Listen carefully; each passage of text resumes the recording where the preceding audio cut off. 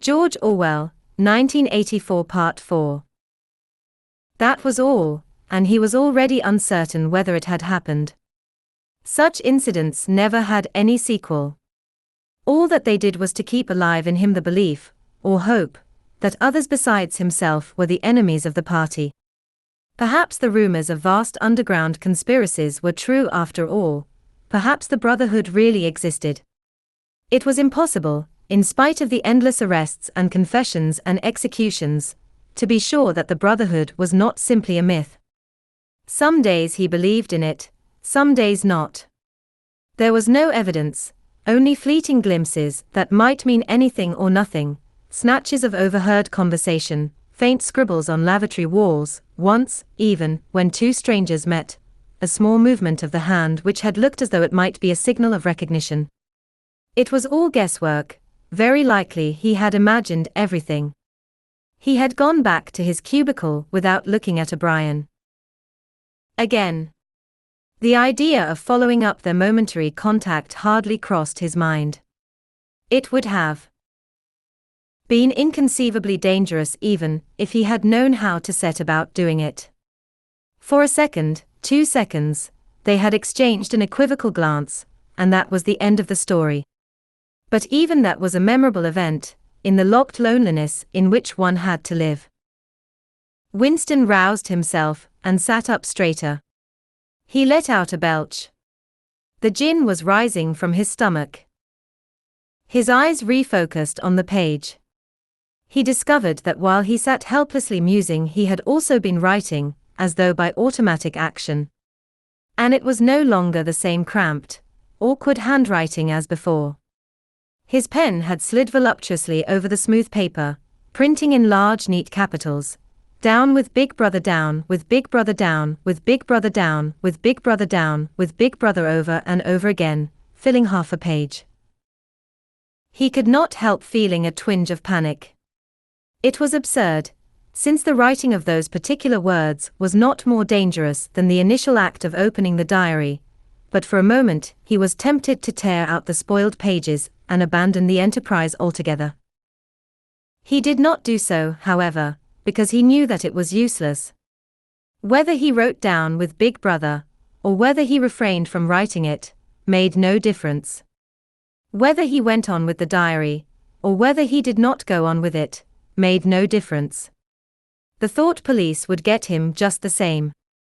He had committed, would still have committed, even if he had never set pen to paper, the essential crime that contained all others in itself. Thought crime, they called it. Thought crime was not a thing that could be concealed forever.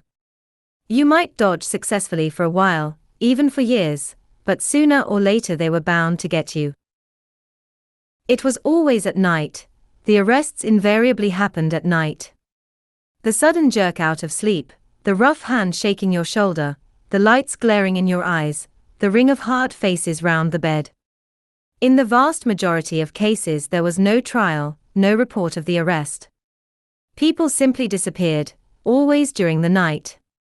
Your name was removed from the registers, every record of everything you had ever done was wiped out, your one-time existence was denied and then forgotten. You were abolished, annihilated, vaporized was the usual word. For a moment, he was seized by a kind of hysteria. He began writing in a hurried, untidy scrawl. "They'll shoot me, I don't care, they'll shoot me in the back of the neck, I don't care, down with Big Brother, they always shoot you in the back of the neck, I don't care, down with Big Brother." He sat back in his chair, slightly ashamed of himself, and laid down the pen. The next moment he started violently. There was a knocking at the door. Already. He sat as still as a mouse, in the futile hope that whoever it was might go away after a single attempt. But no, the knocking was repeated. The worst thing of all would be to delay. His heart was thumping like a drum, but his face, from long habit, was probably expressionless. He got up and moved heavily towards the door. As he put his hand to the doorknob, Winston saw that he had left the diary open on the table. "Down with Big Brother" was written all over it, in letters almost big enough to be legible across the room. It was an inconceivably stupid thing to have done. But, he realized, even in his panic, he had not wanted to smudge the creamy paper by shutting the book while the ink was wet. He drew in his breath and opened the door. Instantly a warm wave of relief flowed through him. A colorless, crushed-looking woman, with wispy hair and a lined face, was standing outside. "Oh, comrade," she began in a dreary, whining sort of voice, "I thought I heard you come in. Do you think you could come across and have a look at our kitchen sink? It's got blocked up, Anne." It was Mrs. Parsons, the wife of a neighbor on the same floor. Mrs. was a word somewhat discountenanced by the party. You were supposed to call everyone comrade, but with some women one used it instinctively. She was a woman of about 30, but looking much older. One had the impression that there was dust in the creases of her face. Winston followed her down the passage. These amateur repair jobs were an almost daily irritation. Victory mansions were old flats, built in 1930 or thereabouts, and were falling to pieces. The plaster flaked constantly from ceilings and walls, the pipes burst in every hard frost, the roof leaked whenever there was snow, the heating system was usually running at half steam, when it was not closed down altogether from motives of economy. Repairs, except what you could do for yourself, had to be sanctioned by remote committees, which were liable to hold up even the mending of a window pane for 2 years. "Of course it's only because Tom isn't home," said Mrs. Parsons vaguely. The Parsons flat was bigger than Winston's, and dingy in a different way. Everything had a battered, trampled on look, as though the place had just been visited by some large violent animal. Games impedimenta, hockey sticks, boxing gloves, a burst football, a pair of sweaty shorts turned inside out, lay all over the floor, and on the table there was a litter of dirty dishes and dog-eared exercise books.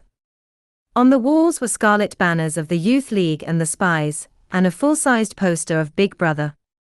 There was the usual boiled cabbage smell, common to the whole building, but it was shot through by a sharper reek of sweat, which, one knew this at the first sniff, though it was hard to say how, was the sweat of some person not present at the moment. In another room someone with a comb and a piece of toilet paper was trying to keep tune with the military music, which was still issuing from the telescreen. "It's the children," said Mrs. Parsons, casting a half-apprehensive glance at the door. "They haven't been out today. And of course." She had a habit of breaking off her sentences in the middle. The kitchen sink was full nearly to the brim with filthy greenish water which smelt worse than ever of cabbage. Winston knelt down and examined the angle joint of the pipe. He hated using his hands, and he hated bending down, which was always liable to start him coughing. Mrs. Parsons looked on helplessly. "Of course if Tom was home he'd put it right in a moment," she said. "He loves anything like that. He's ever so good with his hands, Tom is." Parsons was Winston's fellow employee at the Ministry of Truth. He was a fattish but active man of paralyzing stupidity, a mass of imbecile enthusiasms, one of those completely unquestioning, devoted drudges on whom, more even than on the thought police, the stability of the party depended. At 35 he had just been unwillingly evicted from the Youth League, and before graduating into the Youth League, he had managed to stay on in the Spies for a year beyond the statutory age.